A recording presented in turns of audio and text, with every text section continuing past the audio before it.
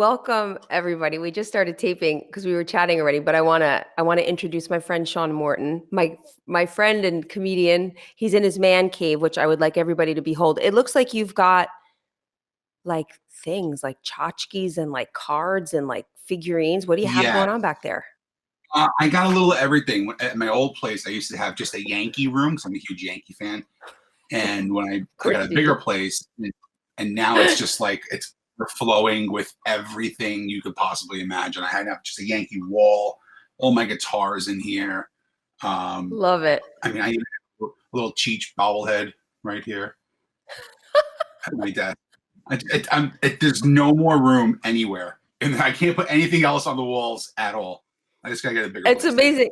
So it's a little bit of everything. It's not just Yankee stuff. It's kind of a little bit of everything. No, it's everything. Like I love wrestling, so I got wrestling stuff in here. I got tons of autographed albums and CDs that I have put up here. So I love the cool. Celtics. I have Larry Bird stuff. Of course, I have my all-time favorite. I have Mariah Carey everywhere. I even have a Mariah Carey candle. Yeah, I'm a little ridiculous. You love Mariah Carey? I do. I love Mariah Carey. I think she has a great voice. Yeah, you're getting all flushed. Tell me about your love for Mariah Carey. I want to know everything about it. I When did always it did. I begin? always did. I met her at a party like God, almost 30 years ago, and I looked at her. I was like, oh my God. And then just loving her music. So I love all kinds of music, and I get a lot of crap for it because I'm more of a rock, metal, country guy, and but I Oh, actually waited online 5 hours outside to meet her last year with my friend, another comedian, and oh I met my her for God. maybe 7 seconds, and it was the best That's 7 seconds of my amazing. life. Oh She my God, really was amazing. that's amazing. Until the Yeah, next seven really cool. seconds. Very nice. I think what we have now are our memories. That's what I feel like. I feel like right now our memories are sustaining us all. I love Mariah Carey. It's always fun to be in a room full of singers though, because everybody tries to do the whistle tone. And if I wasn't on a microphone, it's like, and then nobody can ever get to that top one, much like the one you just witnessed. Yeah, it's To me, like it people sounds a like little bit like a porpoise. I don't know. we were talking about 80s metal on my live feed a couple days ago, and they were like, somebody brought up "I'll Never Let You Go" by Steelheart. Do you remember I that don't know song? that one. No. Okay, Why was download it like I later, and fancy it's the myself in highest. the okay. It is the highest note I've ever heard a man hit in my entire life. So my friend's like, "Why don't you try and do it?" I'm like, "I don't want to break my phone because there's no way on earth I could ever come close to hitting that." That's like when you see the voice box just hit the screen, and that's like that really high rated Yeah, show when the voice box just comes out of the mouth. That's how I always feel, man. When I stopped singing, I mean, I didn't stop completely, but like I was doing those huge shows with like we were wailing every night, And then when I stopped doing that and I tried to sing again, it was like I was hacking up a lung. It was so hard to sort of get that stuff back. It's only really when you're doing it every night. Like I hear some of those notes and I think, who is that girl? it's I don't crazy. even know Like if I could we hit that were shit anymore. I started off in a band, and then that's how I got into comedy. And then I guess it was about 2 years ago, we were all getting the itch. We're like, all right, let's just go back into the basement. Let's start rehearsing. Let's start jamming. So we had a bunch of our old songs. So like, let's do 2 cover songs. So I started doing a song by Clutch called X-Ray Visions, Oh and my I'm God. singing it like him. And I'm like, all right, this is a stretch. This is a stretch. So like the next day, I wake up, I take a shower, I brush my teeth, and I have a cough, and I cough, and it was just blood coming up. I completely ripped my throat apart because I hadn't sang in like 6 years. It's Oh completely my different than doing God. this, talking for an hour. Tell me Oh, and I about was it. like, I know. we cannot do that song because I make my money from my voice, and I can't destroy No, it just to cover you'll lose it. a cover band. But you were in a Yeah, band. I want to hear more about that because we haven't really talked about that. The way that we know each other is that you actually, well, we met on Instagram as far as I knew, and then it turned out that you had one of the records of my former band, but I came on to be yeah, on your podcast, which is called Who's Your Band, and yep. we had the best time. So you guys can, A lot of anybody that's fun. watching this can find that A lot of Who's fun. Your Yeah, Band I podcast. started. It's great. It's a lot of fun. We just, it's 2 comics. It's me and my friend Jeff Paul, and we there's, you can pick up a rock and throw it and hit a comedian's podcast. That's how many there are. So like, we just didn't want to do the same thing. We're both music nerds, And Jeff goes old school, and I'm a combination of a little of everything.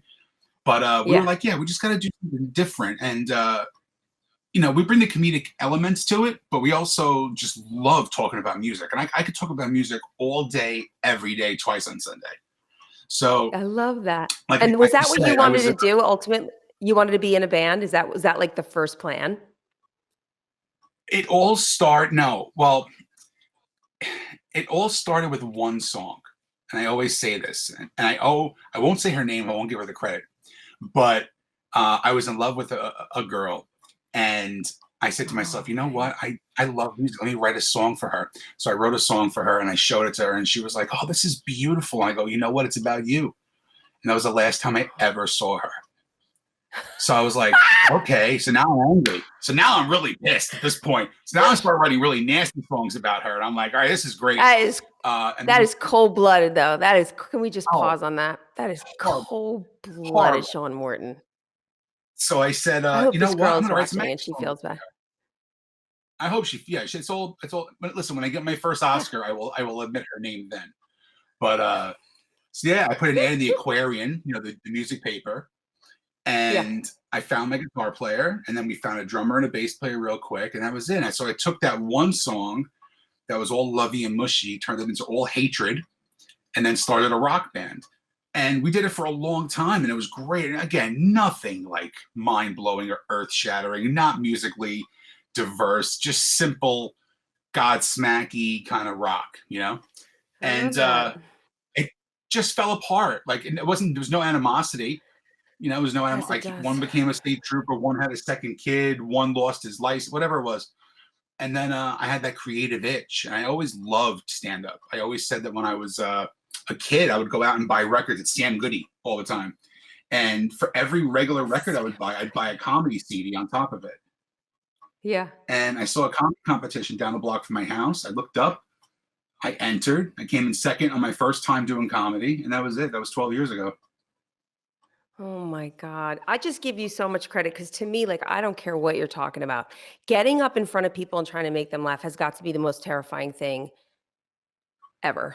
It's not easy. It's not easy. I always say, like, and you'll understand this, having a former band and even, bandmates now and stuff. Sure. If it's off, you can blame anybody. You can blame anybody. Right. You can't when you're on stage by yourself. You just cannot do it. It's just not possible. It's all on you. I remember my drummer got my drummer got so wrecked on Goldschlager before a show one night. I'll never forget it. We're 30 seconds into our first song, and I hear this loud clang, and he didn't even take his drumstick normally. He took it like a spear, and he went down, and he just destroyed his snare drum. 30 seconds into the first song, and then like I'm hearing something off, and I look, as I turn my head, I see the snare drum flying past my head. Oh, because he just got so pissed off, he just threw it at me. So I blame that show on him, but like I can't blame it on anybody except me. Crowds could be tough, but ultimately it's my job to get them back. Well, how do you do? I mean, so here's the thing. Like, first of all, there's always been this weird like debate that I've heard throughout the years about being called a comic or a comedian. Have you ever heard this before? That people sort of like they prefer one to the other. Do you? There's really no difference for me. I tend to think one. Do you know what the argument is? No, not really. I don't find. I mean, I think I see myself as a stand-up comic because I'll do other things besides comedy. Like I'll do sketches or I'll do just live feeds where I'm just ranting for an hour. It's not always about material. Everybody thinks they could be a comedian. Like the funny guy at the water cooler thinks he's a comedian, but he's not. He's, I know. People who make money, I would say, are comics. Right. It's funny because you're right. And being funny is so, it's so personal, like what people find funny. Like how many times have you had somebody like show you a video that they think is hilarious? They're like crying, laughing, and you're like, I don't even almost think that's funny. Well, I get a lot at the end of the shows. I get the, hey, here's a funny one that you can use in your skit. And nothing makes my blood pressure spike higher than that. But they don't mean anything by it. You know what I mean? Like they genuinely think it's funny, and to them it might be, but like for me, I can write a joke in 10 minutes, or I have a joke that I've been trying to write for 8 years that is just not working. You know, like I Right. think the basis is the bones are there, but something's just not clicking, and that's what happened. He'll realize how Mm. long it takes to really put in like a 5 minute set. Well, You that's what know, I've it's just heard. 5 minutes. I've actually heard that doing comedy, you can just tell the same joke over and over and over and over again, and then just one time it clicks. Like you'll say something at a certain time in a certain way, Absolutely. and something that maybe that wasn't No, working forever can work. Yeah. Yeah, and it's true about these podcasts, because like this is something I've been wanting to do for a long time, and I sort of discovered it kind of through the back door. I was listening to crime podcasts. I was super into those, and then I actually got into. I always say I got into Leah Remini and that whole Scientology crazy thing that she was doing, like when she was really oh coming yeah, out and like telling everybody all the crap that was going on, like all the things we didn't know, and it was like the most amazing. And I was really oh like, I liked absolutely. her. I thought she was really funny. So I started looking for some things like interviews with her, and she was on Joe Rogan, and I started watching Joe Rogan. And you're right. And I made sort of this like connection. I'm like, everybody that goes on Joe Rogan ends up on Netflix. I'm dying to go on Joe Rogan. So am I. Don't get me wrong. I love Joe Rogan and he's amazing and I watch him all the time. And he just did an interview, by the way. He just did an interview with a guy who wrote a book and it came out last summer and apparently it didn't do very well. And I apologize for not knowing the name right off the top of my head, but it's one of the most recent interviews that he did. And it's a guy that wrote a book about the Manson family and about how Okay. it's possible that Manson was going to one of these sort of MK Ultra, like deeply embedded in San Francisco, like clinics, and that because he was in foster homes and military schools, like for his whole childhood, that maybe he was some kind of a like experiment that they did. And then he made all of these connections with the government and the CIA. And it was the most That's crazy. batshit thing I have ever heard in my life because it was so kind of based in a lot of evidence, you know? Like it was a Mm, guy who researched the book for 20 years. This was not like somebody who just wanted to be sensational necessarily, you know? And it's really. a trip, man. You start thinking about, especially with everything that's going on right now with like the corona virus. And by the way, I'm glad to see that you're doing well. Let me give you a cheers. This is a happy hour show. Do you have a drink? I do. Just let's do a cheers. Oh, replenish. Okay, good. I'm drinking wine, but that's whatever. Happy hour. Cheers to everybody. Cheers to you. But yeah, so what I was going to say is everything that's going on right now with this COVID, situation, and then you watch this sort of conspiracy like episode with Joe Rogan with this guy and like all the things the CIA used to do. I'm just curious, have you been watching some of this stuff on the news and like what do you think about it? What do you think about all the protests and people saying it's a hoax and there's a lot of it. I'm just wondering what your thoughts are. Listen, it's not a hoax. I know. I think the last time I counted, I was at 54 people that I know have had it, Oh my which is a God. lot. You know, Jesus, that is um, a lot. I'm very grateful no one's passed. So no, it's not a hoax in the least bit. I think people were taking it a little too lightly in the beginning. But Right. it's no joke. Like it's dangerous. I mean, I know people who I've seen people who are like 30 years old who are like these athletic freaks who have died from it.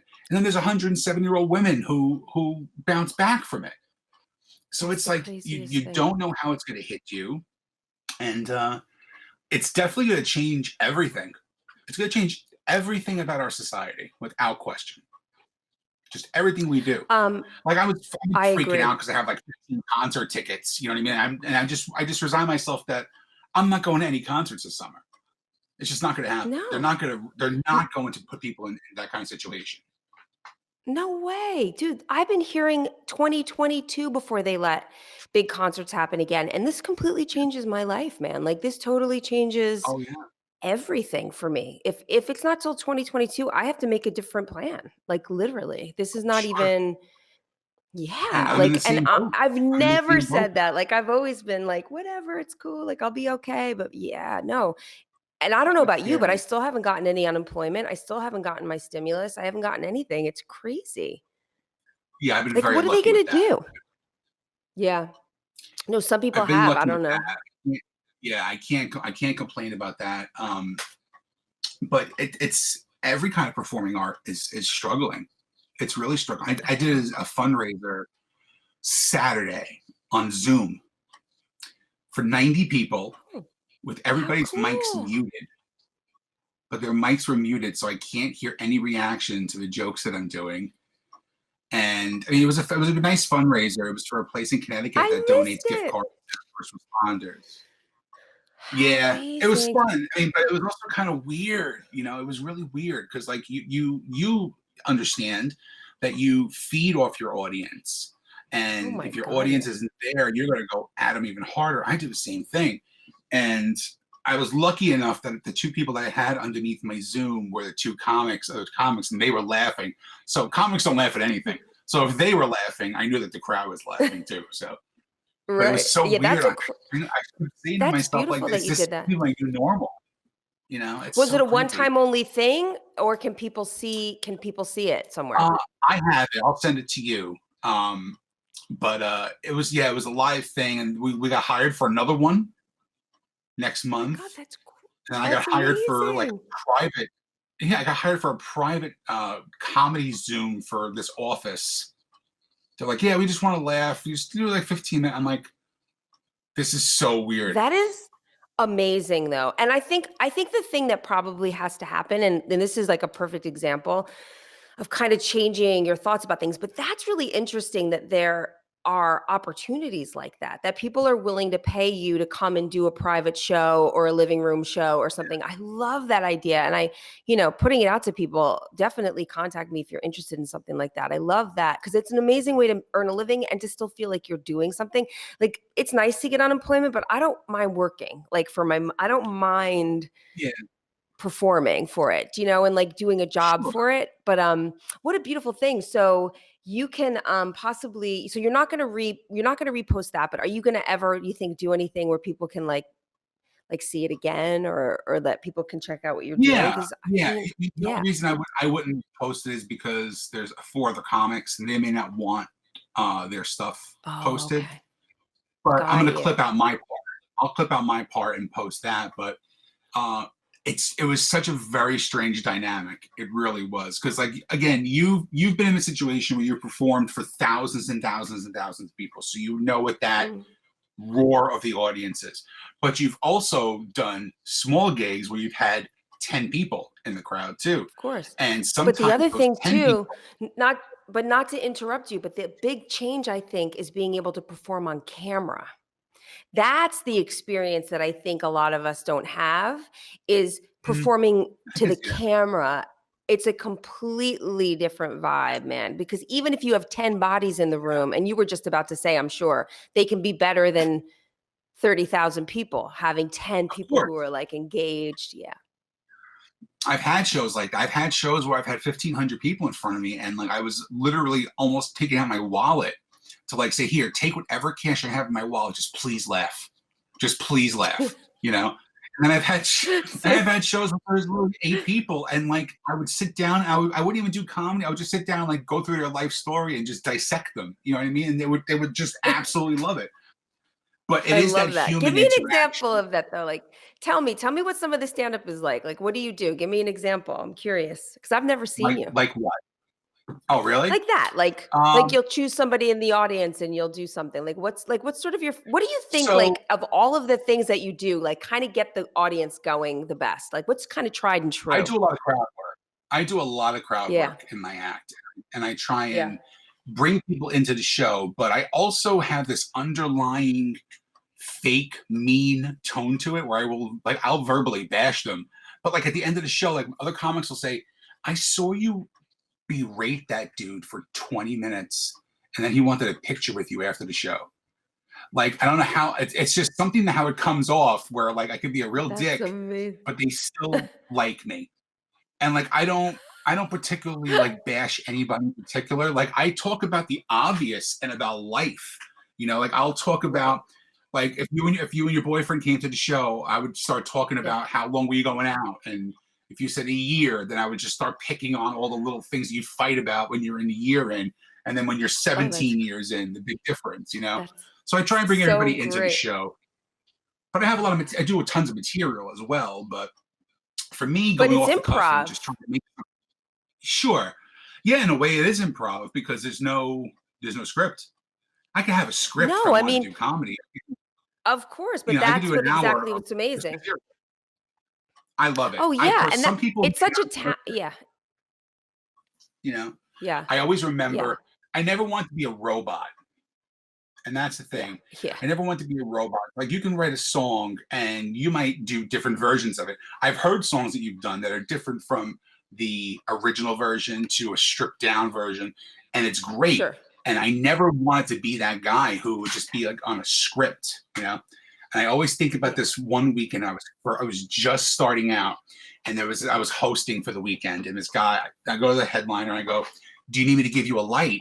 And he goes, "I'm a professional." So right away, I'm like, this guy's a dick, right? So Right. he's scheduled to do 45 minutes. He gets off stage, it's 45:01. And I'm like, all right, this guy's good. So I go the next night. There's two shows the next Mhm. night.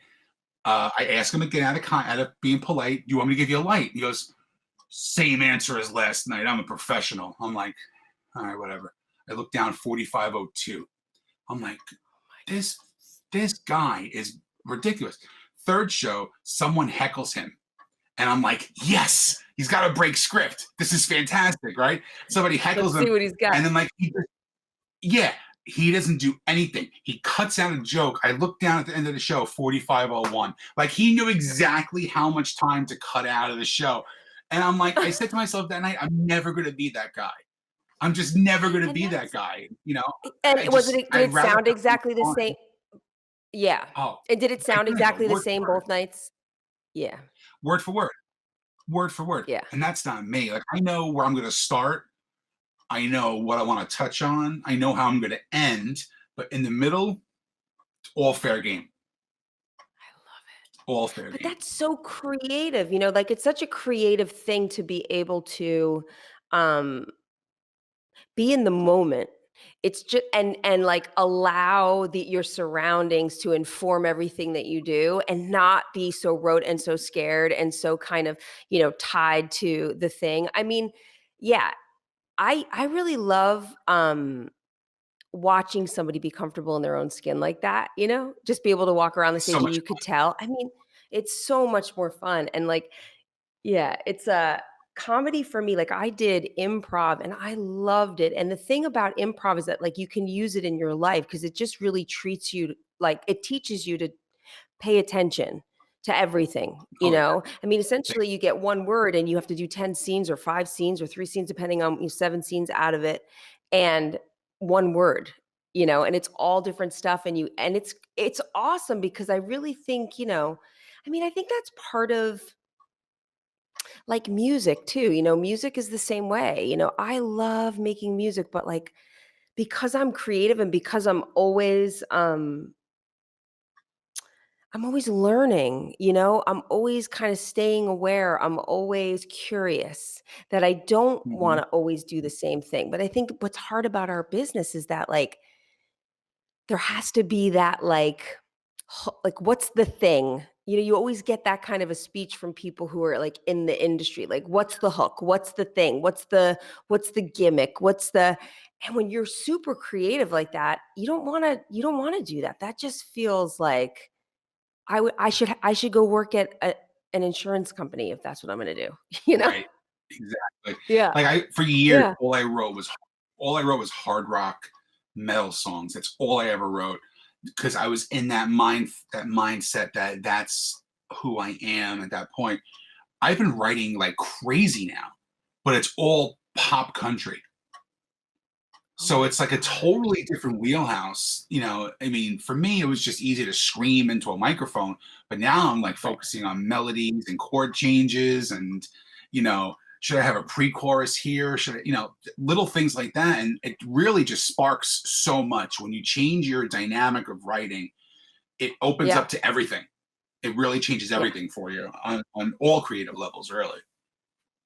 Well, yeah, you learn how to listen, becoming a songwriter after I left the band forced me to write all different kinds of genres, and it ended up being the biggest song I've ever had is a pop song that I would probably never have done throughout my career.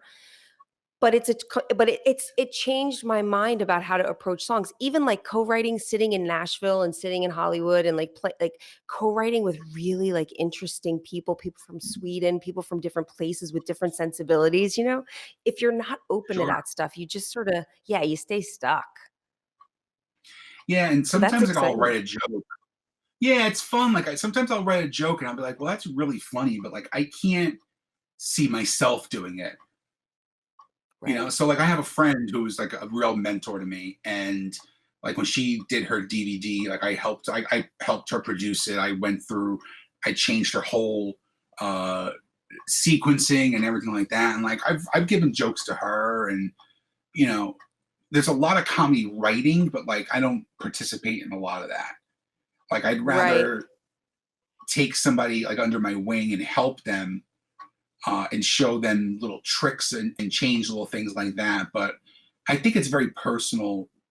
That's the one difference I think with comedy and music. Music can be very personal, but you also have the ability to sit in a room with three people and say, all right, here's the chorus I came up with. Well, no, change this words to that. And you come up with a completely different song, which is why I love that show that's on TV, Songland. Have you watched that? I've been hearing about it. I had a couple of people talk about it to me. Curious about it. No, I haven't seen it. Yeah. So it's different. I have these really big music producers, like from like One Republic, and other people. Like the other night, they had Lady Antebellum on, and Oh, people just wow. writing songs coming in, and they're auditioning for Lady Antebellum to have their new single. So then they pick the three songs, and like these producers basically take the songs and crumble them up and throw them away, and they rewrite these person's songs for them. And it's so weird. Like if I came out and said, here's my 10 minutes, and somebody came to me and said, no, here's how you're going to do it, I'd be like, no, it's not going to happen. Like I'd rather it bomb for me. I'd rather it bomb than have somebody tell me what I have to say. I'm just a little particular like that, but I it's don't blame you, it's a different thing. Yeah. Now that I've done both, I could say comedy's more fulfilling for me, I would say, than Yeah. music. Because Yeah. music wasn't my path. Yeah. That was the thing. It Yeah. led me to my Yeah. path. Big Right. It's difference. amazing when you can see that, that, it's funny because it's like the music for me was something that I could never in a million years imagine myself doing anything else. It drove me so hard. I was so passionate about it. And it's changed for me, I think in some ways I still really love music and I still love writing a song, like I enjoy it. But I think that my industry has just gone like in a direction that I just can't get with. Like, I just don't look around my industry anymore and like see something that has a place for me anymore. And that could just be how I feel. And that's what's Well, sort yeah, of because you're an perpetuating idiot. whatever path. No, you're an idiot because you have one of the best voices You're, out there, number one. And listen, I'll call you an idiot because you're my friend. It's the truth. There's no age I in appreciate music. it.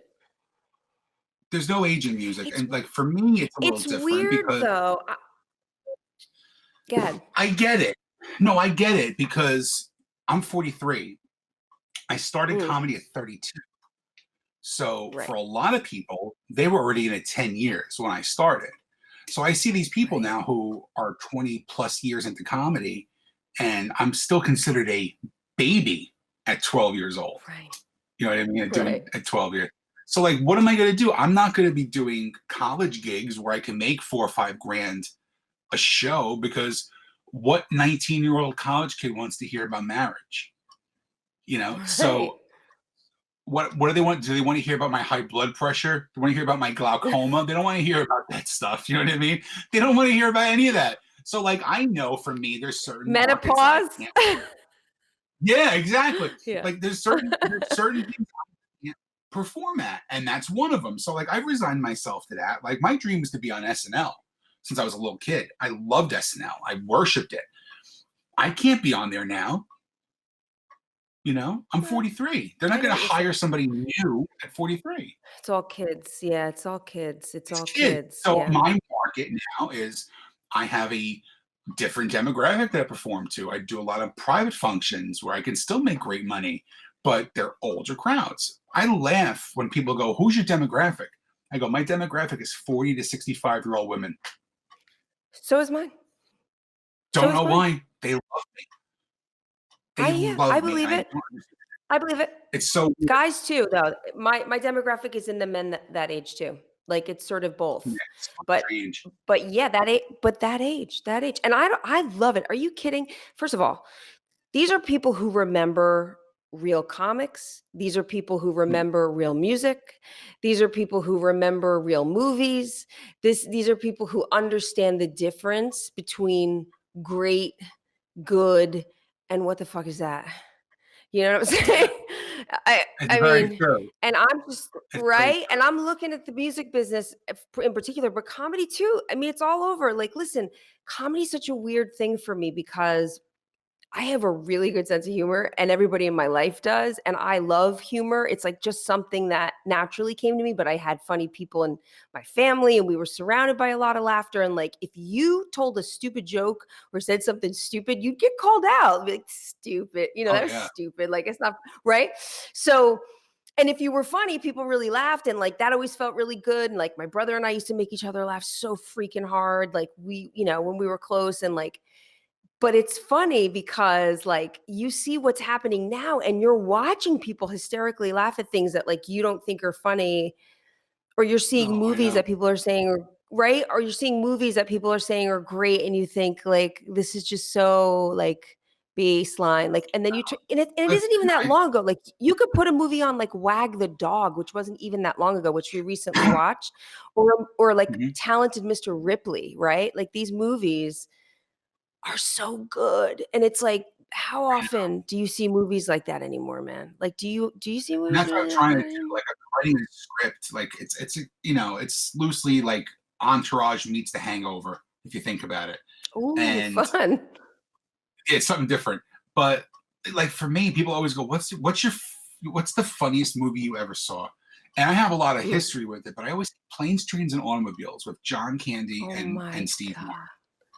It's my favorite movie. God. I've seen it one of the 500 best. times.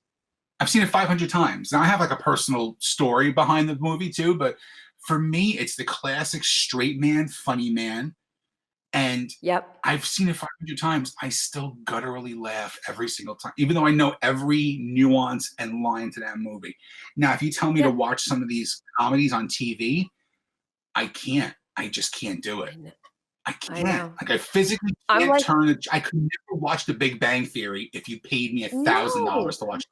I know, and I don't even want to be mean to those people because they're making their paper and like it's all good and like I totally get it, right? Like no harsh to them, but I'm with you. Like my favorite was Young Frankenstein, and to this day, I'm the same. I quote every line in the movie. I crack up, but so much of it is like the Madeline Kahns, and.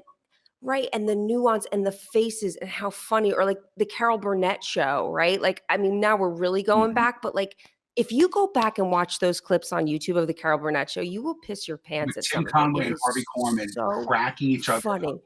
I can't believe you actually said that about Young Frankenstein. Hold on a second. Okay. You're going to love this.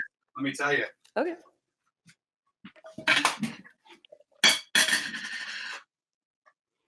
Oh my God. Igor. They said Igor. Well, they were wrong then, weren't they? Oh. So such a classic. Yeah. I mean, I'm such a nerd when it comes to certain things. But those are amazing. I love that you have those. Yeah, I have I still quote that. It's oh thank you, doctor. And like I'll say Roland Zehe. Like I say shit like that like all day long around here. Mark doesn't even know what I'm talking about. I'll quote that movie. I'll be like, stand very close to the candelabra. He'll look at me and go, what? I'll go, never mind.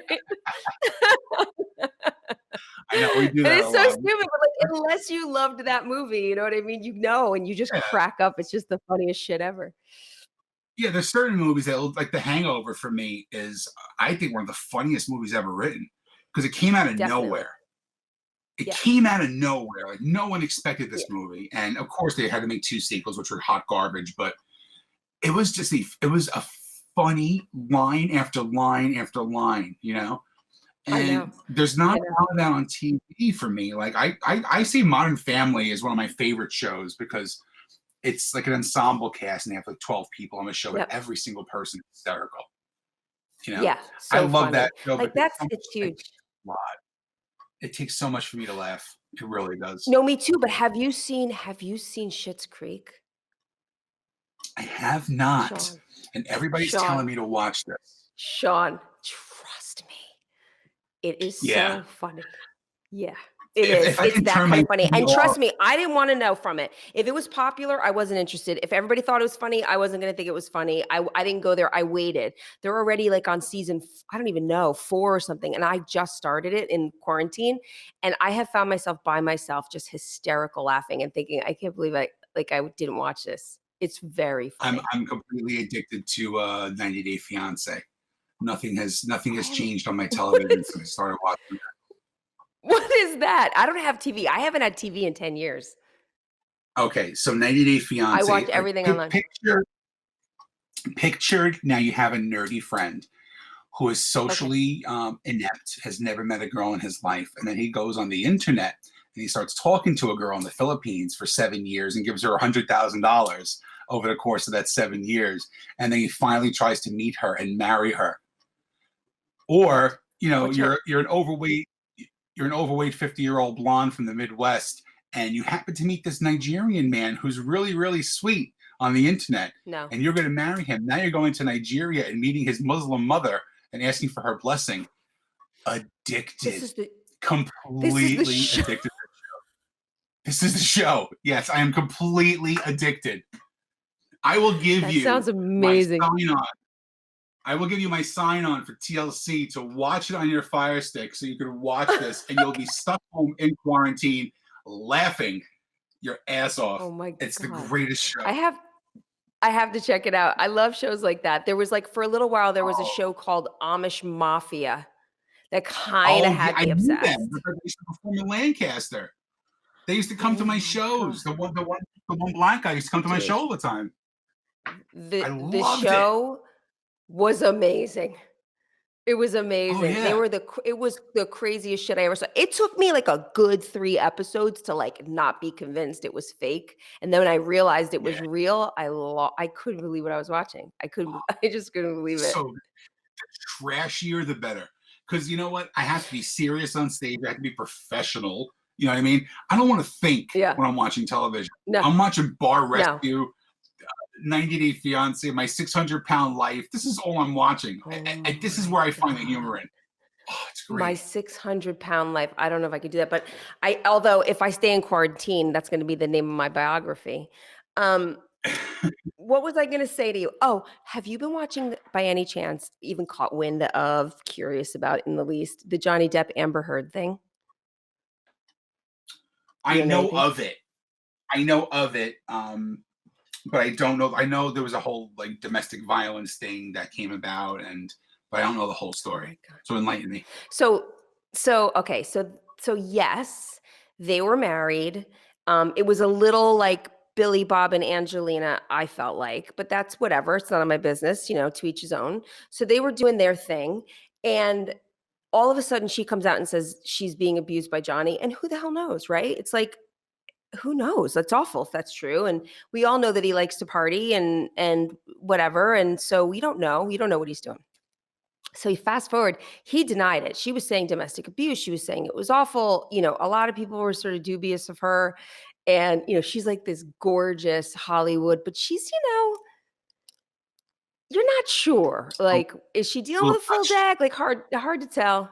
So fast forward, this last month, all of a sudden, all of these audio tapes have been leaked. Now, I don't know if this is what I can't figure out. I heard in one place that they were encouraged to tape their conversations because of therapy that they were in.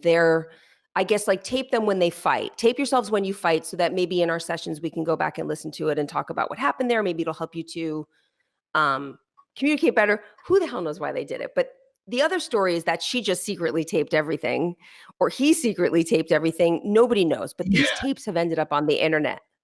They're on the internet. And they're good. yeah. And They're good. they're kind of amazing. They're kind of amazing. Well, think of it this way: you can't say that they were told to tape it. Now, can you imagine? You've been quarantined now for 5 weeks. Now, granted, I guarantee you fought with Mark at some point, right? Can you imagine both of you going, I hate your guts. No, I fucking hate you. Hold on, let me get my phone and let's start recording this. No, it doesn't work like that. One of them tape each other. Right. That's all. The doctor said we need to record this. Stay right there. Yeah. Just No, I'm good. keep the shoe in the hand just for a second. I'm going to push record. So, but Don't beat me yet. Hold on, let me roll. No, but what's crazy about the audio is that, like, the way that they fight, and like Johnny's got this like really low, sort of like very chill sort of voice, and like he stays really calm the whole time.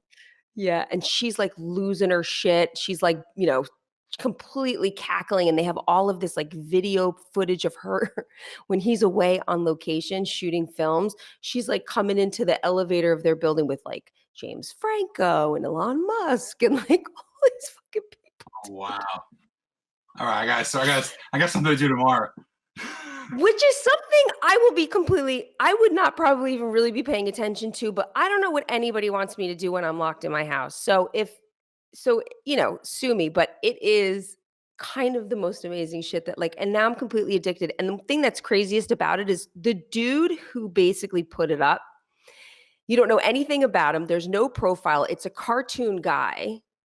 And he just sits there with like mouth bubbles. And then there's like these cutout heads of Johnny and Amber. And then like the dialogue in the video. It's so trippy. And so it's like somebody planted it online, and it's like seriously, it's like exactly what you need in a quarantine. That's all I'm saying. That's great. I'm gonna check it out. You got to check it out. I did have one I'm cool into the Johnny drama. Depp story though. Okay. I have a Johnny Depp take it. I thought was really cool. Okay. So I was out in LA for a week, and it was the last night that we were coming back, and it was Halloween. Now I knew Marilyn Manson was playing at the Roxy, and I couldn't get tickets. So I tried the day of, and I was literally able to get one ticket. So I'm like, I can't just get one ticket. So like, you know what? We're not gonna make the show, whatever. So right next door to the Roxy is the Rainbow. So we're hanging out at the Rainbow 3 times that week. And I say, let me just go up to the ticket booth. And I go, can I get 2 tickets? And the girl goes, yeah, why not? And she gives me 2 tickets to go inside to see Marilyn Manson at the Roxy. So it's like only 300, 400 people it holds. I'm standing there. I played there. And I'm looking, I'm like, Johnny Depp is playing guitar. And Johnny Depp played guitar for the entire set for Manson. And he was phenomenal. Yeah, phenomenal. I bet he wanted to be a rock star, and he's got a band called Hollywood Vampires. God, I'm gonna have to. That's it. Right, exactly. And do you know that name about? And then he had the Vapor Room, the Viper Room. Viper Room. That was his spot too. He loved music. Loves music. At the upper level of the Rainbow is a little like crow's nest, and it's called the Hollywood Vampire Room.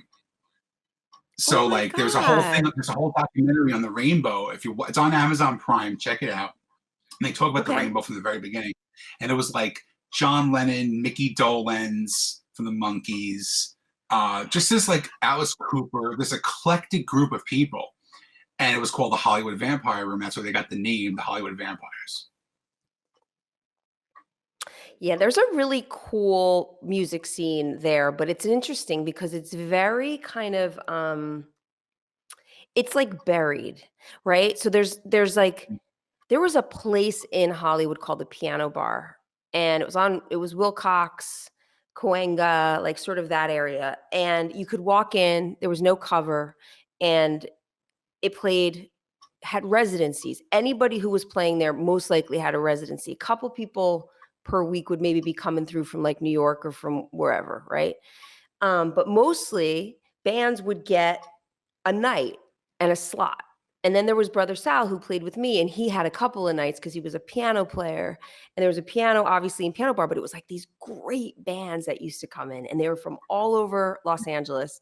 And they used to play, and it was packed every night, and people would dance. And, eventually, unfortunately, the owners decided that like they wanted to sell the property to like, a hotel was going in and they wanted the property, and they probably got a lot of money for it. And it's a shame. It breaks my heart because this place it had an outdoor patio and you would see everybody out there. I mean, I like Lawrence Fishburne and but also just like kids from Hollywood. Like it was people really hanging, like totally not Hollywood, no paparazzi, no BS. Everybody was just sitting in the back smoking weed or smoking cigarettes and chatting, and the music was playing and it was live every night. And it's a shame it's not there anymore, but I was going to say that there is a scene, but I almost feel like it's what's happening in New York City, where you've got those classic places that are trying to stay, but it's kind of like it's lost a little bit of like, the bloom off of the rose, and then everybody else can't afford to be there.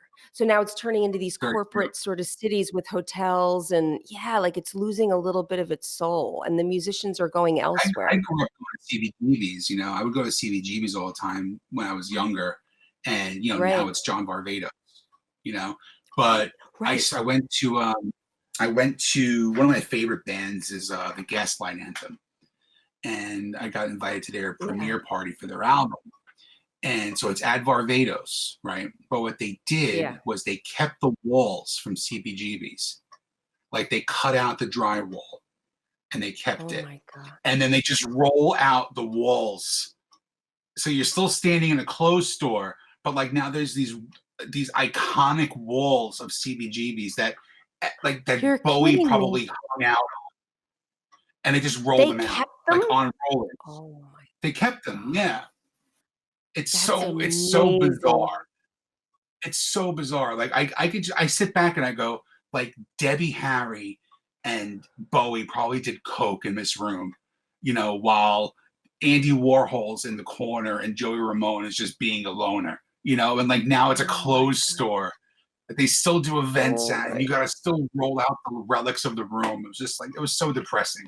It really was. I know. It's like the Limelight is a mall now. I think it's got a Gap in it or something crazy. The Limelight. Yeah. Can you remember the most horrific things that you saw at the Limelight? Yes, I remember them all. They haunt my dreams. Are you kidding me? With the shit that used to go on in the confessionals, like I can't even talk about it. Yeah, pretty much, yeah. Yeah, I've lost hours of my life because of Limelight. I really have. Yeah. There were so many, and I loved the city back then. I loved the parade. The gay parade was so like, it was such debauchery, and it was so like downtown, and it was so like, it was amazing. And I understand progress is a good thing, particularly when it comes to gay issues, you know what I'm saying? But there was something about the fact that it was just a little bit taboo, and it was just a little bit like just becoming acceptable, like just on the edge of that, and people were still kind of having a good time, and New York City was still a little bit dangerous, and you knew that you were going to go in and maybe like be exposed. I was just telling Mark the other day, I saw a guy masturbating on the street on the Upper West Side, probably like in the 90s at some point, just standing on the sidewalk, completely wanted to be seen. It was nice. It was nighttime. I mean, don't get me wrong. It wasn't daytime, but it was nighttime. He was standing in like a little garden. He was like maybe knee high, and he was watching the girls walk by and jerk it off and looking right at him. It was disgusting. But that was New York City, man. All we did was go, oh my God. We just sort of ran. Yeah. Because I've always lived 10 minutes from New York my entire life. So like when we were like 17, 18, we'd take the bus into New York, and we'd go to like those disgusting peep shows in the middle of Times Square.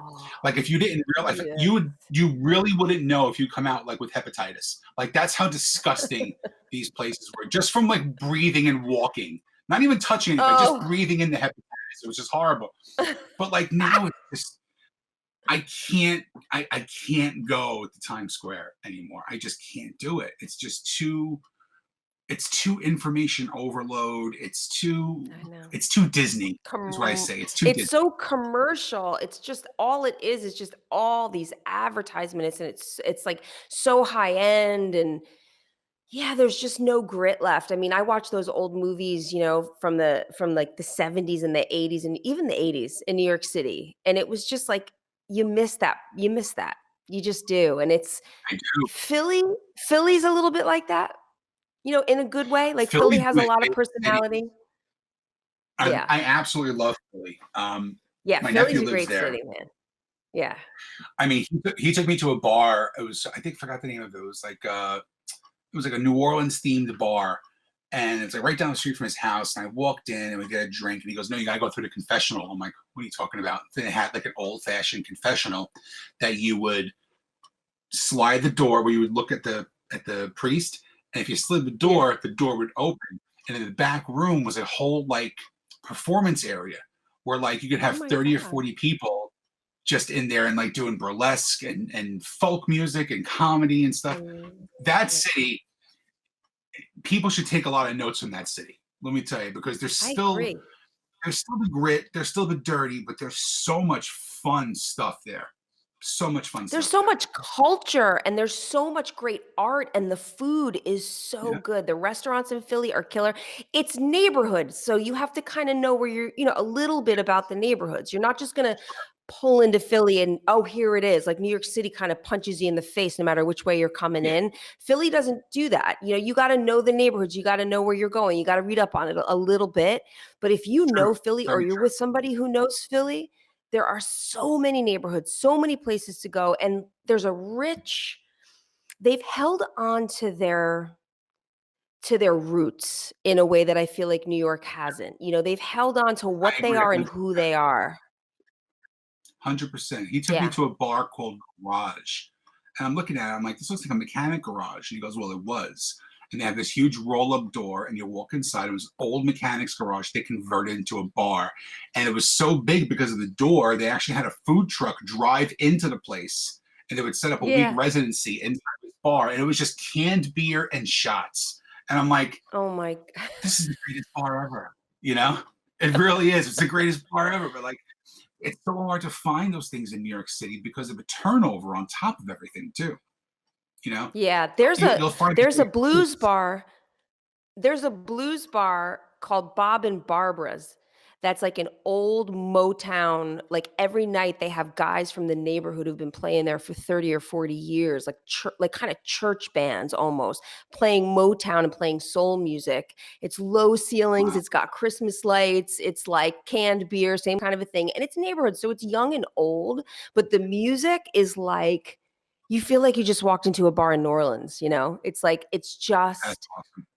who's great and who gets to sit in and who these guys are, and they've been around forever, and they all know each other. They're older gentlemen and they crush it, and you can sit in if you want. You can ask, you throw them a little tip, and you can sit in and sing a song or play if you want. They're open to all of that, but it's just low ceilings. It almost feels like an old VFW. Do you ever get taken to the VFW or the Elks when you were a kid?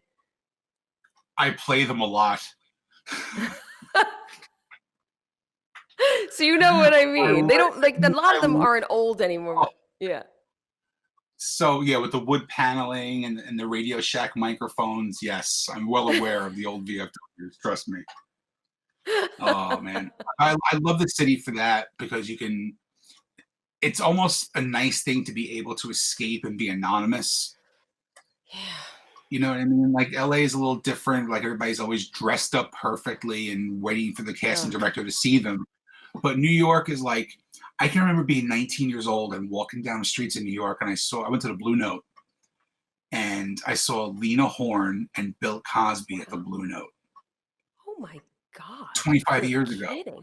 Like, Jesus. just like I had like it was like $75 a ticket. I said to the guy, I got $20. And he was like, go ahead and let me in. But like that wouldn't happen That's now. You know what I mean? Like that would no. never happen now. No. No. So many No. cool. Now you have to have a vaccine. God bless America. Ugh. We Are lived in you a gonna simpler do the time, kid. vaccine? I know. I Trust me, No. I talk about it all the time. I always say, I'm like, I'm starting to sound like an old lady, but I miss how it was. What the fuck? Like I miss how it Yeah. was. I miss all of it, and I remember all of it. I remember when not everybody had a phone. I remember when there was only one phone in the kitchen with the long cord. I remember what it was like before you had to take off your shoes and your shit and take out your bag and your laptop. I remember before you had a laptop. I remember what it was like when you had to go and wait for an album, and you get the album, you're so excited and you're waiting for it and you're listening to it and you don't need to know every single thing there is to know about that rock star's life. Like I remember shit, and I all the time think to myself, there were people saying that they missed their way of life when I was a kid. So I guess every Sure. generation feels it, but I feel like we've gone through a massive in our lifetime because we're about the same age. In our lifetime, we've gone through a lot of changes, don't you think? Like massive Absolutely. differences from when we were I said it little. the other day. Yeah. I was like, you know what? This pandemic could have happened 30 years ago. Easily could have happened 30 years ago, but we didn't have Facebook 30 years ago. We didn't have cell Right. phones 30 years ago. We didn't have the Right. internet. So what would we be doing? We would be sitting in our houses, glued to the television, just waiting for news about this. Yeah. We didn't have these big box stores. Like we didn't have Costco's and BJ's where you can go and buy a year's worth of toilet paper at the same time. Everything is completely different. And is it a nicer time? Sometimes I look back and I say, you know what, it was a great time. It was much more simple. But Yeah. we're saying that though as adults looking back on our youth. So Right. that's a difference. So, like I could ask my aunt who's 90, do you like it better now or 30 years ago? And I can respect her opinion of it. But we have a little bit of a jaded opinion, in my opinion, because who doesn't want to be 12 years old and be carefree and just have puppy love and video Right. games and have people pay your rent for you? You know what I mean? Like, Yeah. so like You that's never have really to we're back. worry. Yeah. Nothing. You didn't have to worry about anything because you had somebody worrying for you. And that's Yeah. the difference. We had a great look. We saw Guns N' Roses, when they first came out. I Like I always say, like I'm a sports fan. I saw Michael Jordan's entire career. I saw Derek Jeter's entire career. Yeah. I I'm saw like, Prince in concert. I hate you, number one. It's a big deal. I hate you. Because I have a Prince tattoo. Yeah, it's a And I've never big saw deal. I Prince. know I know it's a big one. I got to see Prince in concert, dude. And I've got, you know what? There's some things, and you're right. It's like so much of like not having to worry and not like just being a kid and like all of that shit. I think about that all the time for sure. But I do like remember being kind of an adult and not needing to be chained to my phone and not having a computer and not being sort of like I was a young adult and we were still not quite as like into all this stuff yet. And so I'm still kind of a generation who, like, for instance, I've been talking about this a lot. As an artist and somebody particularly who writes, I'm used to being by myself. I'm used to being with my own thoughts. As a yogi, I'm used to being with my own thoughts and being quiet in my mind. So being like alone in a house, I'm not alone, I'm with Mark, but I could have probably done this alone too. It wouldn't have been fun or awesome. I'm not trying to say that, but I do like Sure. have kind of a unique ability to be with my thoughts and to be quiet and to sort of not have to always be stimulated and stuff. And I think that the younger I'm the generation same way. struggle more. Yeah.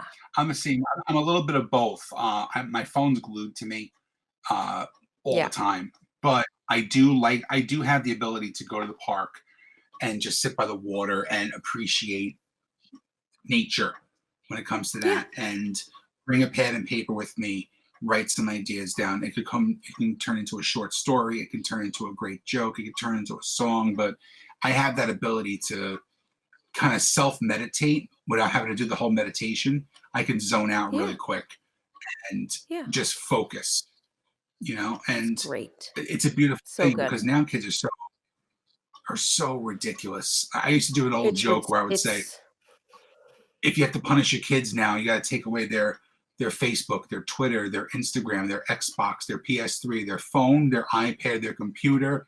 Take away all that, And you know what they're left with? Outside. And when we were growing up, you know what they would make us do if we got punished? We couldn't go outside. Like that was the only thing that we were allowed to do. That's So like hilarious. now it's a You're punishment for so kids to have to go outside. Yeah, and go find something to do out there. Go, I had a friend, a girl that I grew up with, her younger sister posted a picture of her kids out in the street swinging a stick, a branch, and the other kids were hopping over the branch. She was like videoing it from her house going, I cannot believe my kids are actually like figuring all this stuff out. But we all did that stuff. But these kids today, they don't do it. Not these kids today, but you know what I'm saying? They don't do it. They don't explore. But the other thing too, Sean, is that parents are afraid. There's so many abductions and all this crazy shit. Like, I don't remember that being a thing when we were kids. Oh no, abductions were really big when we were kids. There was that whole kidnapping thing. I just talked about this the other day. When we were kids in the early 80s, kids were getting kidnapped all the time at malls and stuff like that. And the guy John Walsh. Yeah, well, that's right. Yeah, it was the truth. Like, yeah, the guy John Walsh's kid, Adam Walsh, got kidnapped, and there was that kid in New York. I remember. That Eton Pates Eton Pates. Right. See, sparked something. But yeah, that was big growing up. And now it's like, how can you kidnap a kid when he's 8 years old? He's 100 pounds on an iPad. How are you going to kidnap the kid? You know what I mean? You're not throwing that kid in the back of your van. You're going to need a couple of you. No. And then people talk. You can't do that by yourself. Yeah. No, I feel like if you're going to kidnap kids, you should probably do it by yourself. I think the minute that you bring a friend with you, you're really asking for trouble. I don't think that you can trust somebody not to tell. I always feel like you should do crimes alone. Yeah, I agree with that. Just saying. I mean, bank robberies kind of might need two people. For the getaway car. Okay, the good. Getaway car. Right. Yeah, unless you have an Uber, unless you have a really reliable Uber. Like if he's like a 4.9 star Uber, he's going to be there on time. Or I'll tell you the truth, that's an actually very, very, very good point. And then also the subway, or if there was some kind of a a floating device or you just go down into the subway and you disappear, or you could jump into your jetpack. You're really thinking this out. I want to know what you're drinking personally. I am drinking white wine, which is just so boring. But you know what? Mark has bought so many bottles of whiskey and they keep mysteriously disappearing. And I'm starting to feel like maybe he's drinking them. Have you tried the Jameson cold brew yet? No. Is it so good? It's good. It's like coffee with whiskey. Oh, two of my favorite things. God. It's Do so the good. liquor stores have it? Or are they selling out? Okay, Jameson cold brew. I'm going to look for it. No, liquor stores have it. Liquor stores have it. It's really good. I just put the peanut butter whiskey as well. So now we're going to try. Yeah, good. I'm glad that you're doing well. So we don't know when we're all going to be out of this thing. So you're going to be doing stuff maybe online. You have your podcast, which is Who's Your Band? And it's with the same company, Be Terrific, as mine. So you can go to the Be Terrific YouTube page, or you can listen to it on, what is it? Stitcher? Where are you guys? We're on iTunes, Spotify, and I think we're on iHeartRadio now. Okay, good. That's amazing. And the video portion's on YouTube. That's right, yeah. And then you're going to be maybe doing some performances possibly that people can see? We're trying to. I go live every night at 7:00, and that was a promise that I made. I made a promise to some friends to just try and keep them entertained, and I'm doing an hour of live this every night. I've taken off one night so far, and that was Easter Sunday. That's awesome.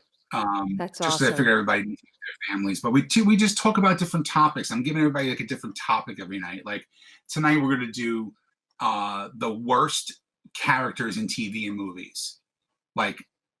So you talk about Jar Jar Binks from Star Wars and blah, blah, blah. And they always trail off. Conversations trail off like you can't even imagine. I did a huge, which surprised me, I did a country music episode on Sunday. And because I'm a country guy and I have a few country friends, but my friends are mostly rock and metal. So I'm like, look, I want to do this show to introduce you to a lot of new country music. And I was surprised how many people knew the bands that I was talking about. and like the That's artists that I was awesome. talking about. So try and just keep it light. No politics, no religion. Don't want to talk about the news. It's all about jokes and fun. Sometimes I get drunk when I do it. Was getting a little too drunk sometimes. I had to pull the reins back a little bit, but um, lighthearted, just lighthearted. You get 100 people there watching it. Just, every night they're tuning in at 7 o'clock, and it's fun. It's lighthearted. We make fun That's of each awesome. I other. love it. Stupid Good. stuff. That's good. That's good. You need to do it. And, eventually we'll all be back in the studio. I'm looking forward to that. Um, and yeah, like we'll see what happens, man. It's getting crazy, but I want to do this again. Hopefully we'll get a chance to do this again. I've definitely been watching the Facebook Live things. They're super fun. And it's It's good, fun. like you said, just Just keep being a yeah. I'm going to be doing a cooking segment on the show with my cousin Christopher. He's a chef. So we're going to post the nice. ingredients and have everybody cook along with us. Yeah, it'll be fun. So I'm going to be announcing that in the next couple of days. But thank you for Very doing this. I'm glad that you're doing good. well and You that you seem good. Yeah, and that you're staying busy and positive. I think that that's super important. have to. Can't let the negativity get to Yeah. you. Tell me 5 things that Like, you're grateful for right now.